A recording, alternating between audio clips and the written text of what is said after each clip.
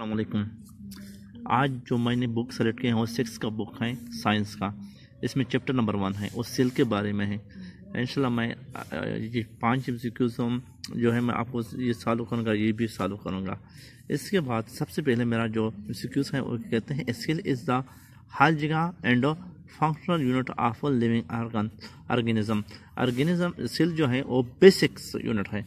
इसमें बेसिक आता है, basic BASIC unit and functional जो काम करने वाले यूनिट होते हैं ऑफ लिविंग ऑर्गेनिज्म रहने वाले ऑर्गेनिज्म में। इसके बाद आता है centriole is present in animal cell. इसमें आता है एनिमल सेल। इसके बाद थर्ड एमसीक्यू में आता है cell membrane is the outermost covering in animal cell. Plant में जो होता है वो आउटर मोस्ट सेल होता है सेल। इसमें सेल मेम्ब्रेन जो है वो प्लांट में जो होता है एनिमल में सेल मेम्ब्रेन होता है और प्लांट में सेल वॉल होता है। अगली इज अ स्मॉल ऑर्गेनिज्म। इसमें आता है small organism. Plants prepare food in their own.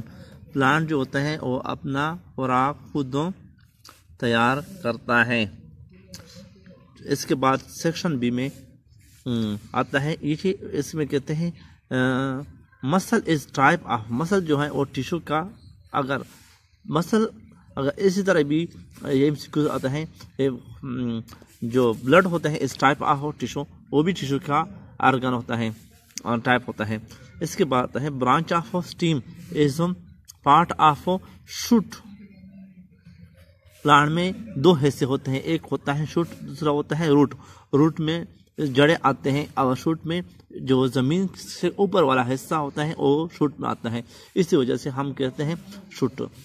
इसके बाद आता है which system of the your body is responsible for the transport of digestive system. निज़ाम इंतजाम के लिए कौन सा फूड के इंतजाम के लिए कौन सा सिस्टम आता है? इसमें आता है डाइजेस्टिव सिस्टम। इसके बाद आता है brain control the body just like the हर जगह कंट्रोल एक्टिविटी। इसमें आता है न्यूक्लियस। ब्रेन जो होता है, दिमाग जो होता है वो बॉडी को इसी तरह से कंट्रोल करता है जिस तरह से न्यूक्लियस अपना सेल को कंट्रोल करता है। Which instrument can help to see amoeba clearly. इसमें आता है माइक्रोस्कोप। माइक्रोस्कोप के जरिए हम अमेबा को आसानी से देख सकते हैं। चैप्टर नंबर 2 में चैप्टर नंबर 2 में आता है receptor of cells are present in of sense organ. इस यहाँ पर आता है सेंस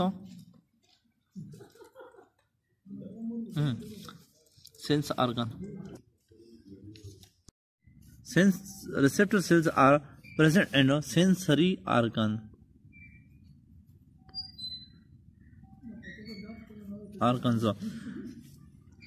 दूसरे नंबर में the layer of the eye that has a sensory cells is called retina.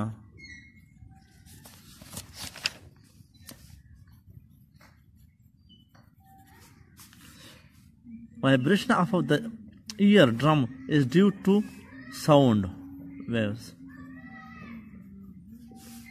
The sensory sensation relating to sour and tasty, salty, tasty are recepted by the receptor cell located on the buds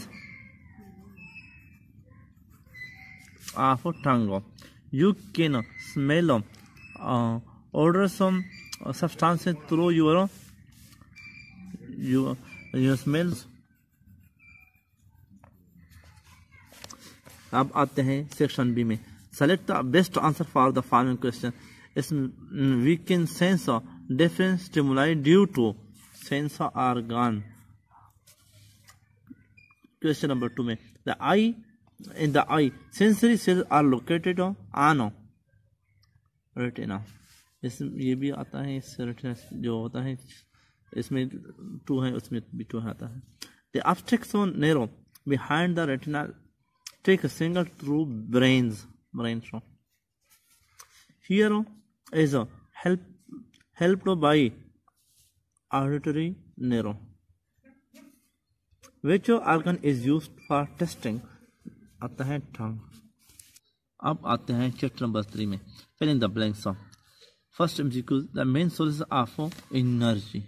ये सबसे important MCQs हैं. Mesophyll cells contain green pigment, सब्जियां जो होता है, और पत्ते के ग्रीन सेगमेंट पे पर मुश्तमिल होता है. Epidermis layer is leaf contain small processes called stomata.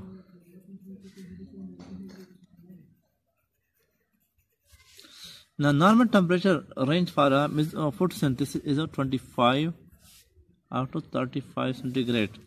During the photosynthesis, light energy, जो सन की जो एनर्जी होती है, is converted into chemical energy.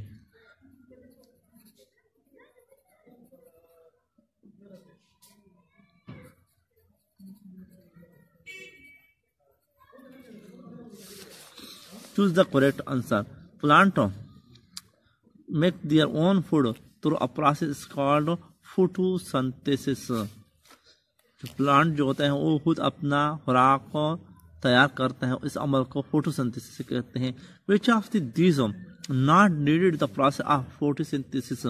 इनमें से कौन से ऐसे अनासर हैं जो फोटोसिंथेसिस के प्रोसेस, इसमें कहते हैं कि कौन से इनमें से A, B, C, D जितने भी ऑप्शन इस्तेमाल हुए हैं इनमें सनलाइट हो, कार्बन डाइऑक्साइड, क्लोरोफिल, ऑक्सीजन. अगर हम देखते हैं कि इसकी किस तरह जरूरत नहीं होती है. यहाँ पर अगर हमारे पास वाटर जो होता है उसकी जरूरत होती है, जमा ऑक्सीजन, कार्बन डाइऑक्साइड, उनको मिला के सब्जियां, मेसोफिल, सनलाइट हो, और मेसोफिल जो होता है, जो क्लोरोफिल या मेसोफिल होते हैं, उनकी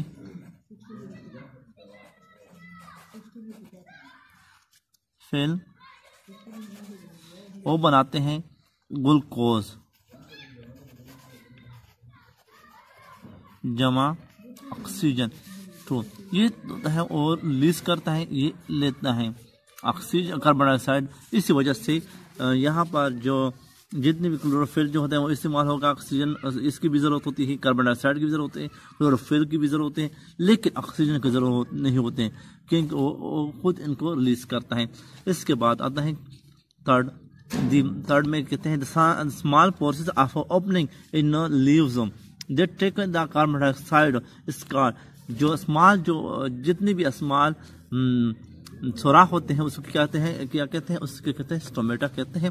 the suitable range of temperature for photosynthesis is 25 to 35 centigrade. What is given off by the plant during the photosynthesis is that animal needs animal को ऑक्सीजन की जरूरत होती है. चैप्टर 4 जो 6 का बुक है साइंस वाला, इसमें आते हैं पहला नंबर MCQ आता है फिर द ब्लैंक्स ए पार्ट में. First MCQ, non living component of environment is called abiotic. गैर जानदार जो होते हैं ए बायोटिक.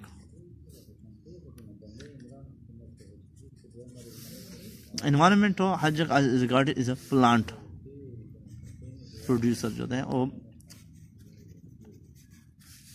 आप खुद अपने आप को खुराक तैयार करते हैं, इसको प्रोड्यूसर कहते हैं. Line is regarded is a predator.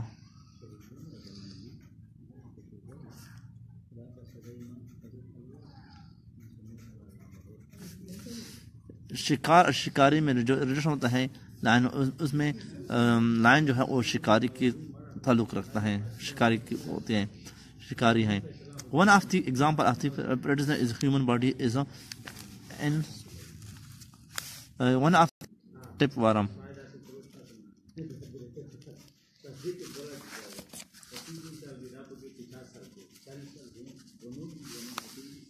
Bacteria is an instance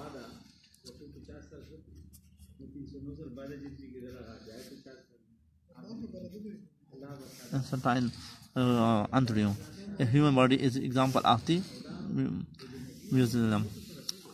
इसके बाद आता है chapter number B part, identify the abiotic component in the following. Abiotic जो जानदार होते हैं, इसमें आता है एबायोटिक जो गैर जानदार होते हैं।